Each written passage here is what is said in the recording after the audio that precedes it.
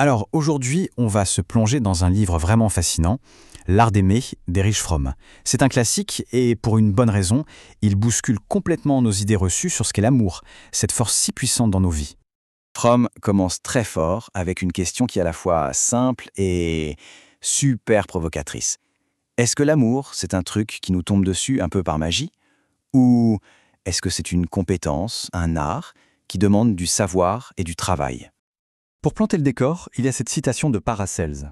Elle dit en gros que on ne peut pas aimer ce qu'on ne connaît pas.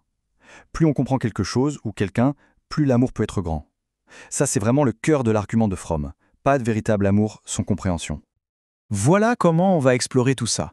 On va suivre le raisonnement de Fromm en 5 étapes. D'abord, la question de l'amour en tant qu'art. Ensuite, on verra le problème de la séparation, puis les fausses solutions qu'on nous propose. Après ça, la vraie réponse, l'amour, et on terminera avec les 4 éléments qui le composent. Allez, première partie, l'amour, est-ce que c'est un art? Et on va voir pourquoi, pour la plupart d'entre nous, cette question ne nous vient même pas à l'esprit. Le truc, selon Fromm, c'est qu'on a tendance à voir le problème à l'envers. On se demande comment faire pour être aimé plutôt que comment faire pour aimer.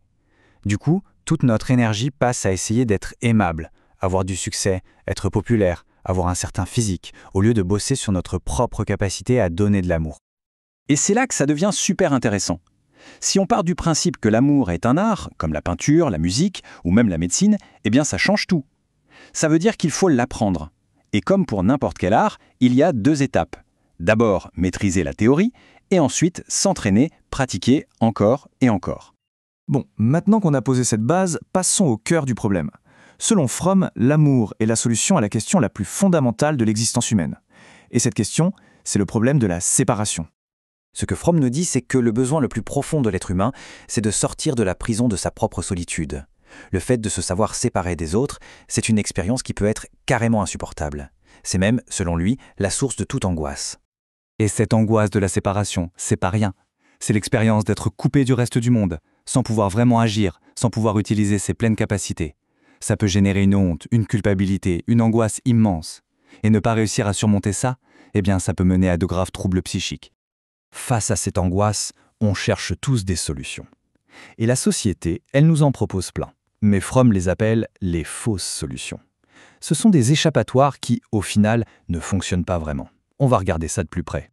Et il y a principalement 2 grandes impasses. D'un côté, on a les états orgiaciques. C'est intense, c'est violent, mais c'est court. C'est la fusion dans un groupe par la transe, la drogue, le sexe. De l'autre côté, on a le conformisme. Là, c'est tout l'inverse, c'est calme, routinier, permanent. On fusionne avec la foule en gommant tout ce qui fait de nous un individu unique. On devient comme tout le monde pour ne plus se sentir seul. Ok, donc si ces solutions sont des impasses, quelle est la vraie réponse au problème de l'existence? Eh bien, sans surprise, pour Fromm, la seule réponse complète, c'est l'amour.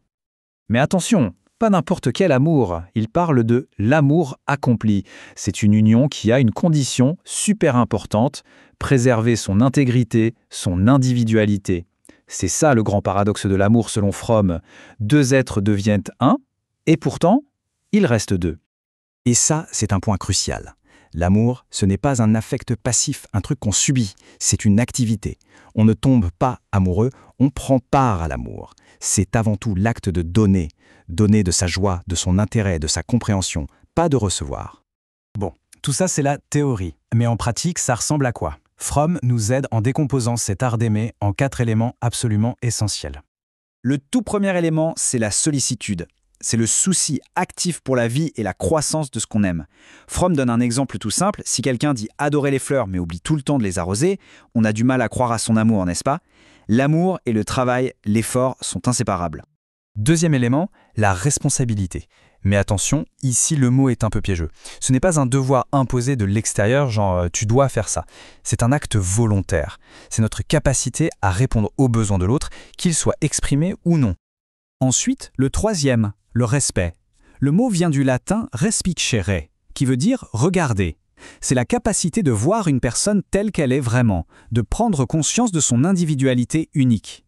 Respecter l'autre, c'est vouloir qu'il ou elle grandisse et s'épanouisse, pour son propre bien, pas pour nous servir à nous. Et ça mène à une idée très forte.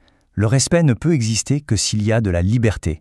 Comme le dit Fromm, et c'est une phrase magnifique, l'amour est l'enfant de la liberté, jamais de la domination. Et enfin, le quatrième et dernier élément, la connaissance. C'est logique, non? On ne peut pas respecter quelqu'un si on ne le connaît pas. Mais pas une connaissance superficielle. Il s'agit de pénétrer jusqu'au cœur de la personne. Et ça, ce n'est possible que si on arrive à dépasser notre propre personne, notre propre ego, pour vraiment voir l'autre. Et tout ça, ça nous laisse avec la grande question que nous pose Fromm. On a tous une soif immense d'amour, c'est une évidence, mais est-on vraiment prêt à y consacrer l'énergie, le temps, la discipline nécessaire pour apprendre cet art? C'est la question qui reste en suspens.